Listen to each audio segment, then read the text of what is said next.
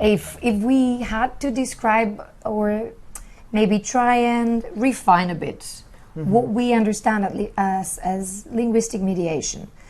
Some of us, I think, automatically identified linguistic mediation with either translating or interpreting orally. And although both things are included into the broader sense of linguistic mediation is not restricted to translating or interpreting, okay? Another point that I would like to reflect on is that what linguistic mediation is not is relaying content in the same style, format, in a faithful and complete way, which is what we would understand as translation or interpretation of an oral interaction. So the aim is not to completely relay everything that has been said or written, or at least not always. Maybe at certain situations, but not always.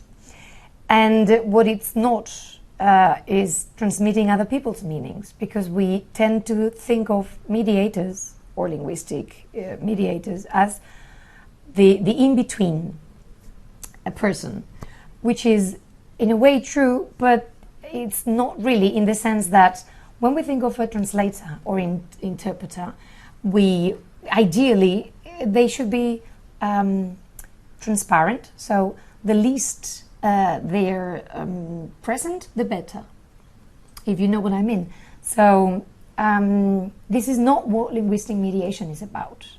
Linguistic mediation has much more to do with adapting, selecting both content and the style, register and format of the original input to the specific situation and the specific interlocutor. And that is essential. I think this is the bottom line of mediation itself. It's something that we need to bear in mind.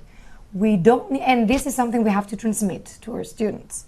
We don't need to be faithful to the text. We don't need to transmit everything that's there, but rather we would need to adapt, select, expand, synthesize, or do things with the text that will involve an active part on the mediator.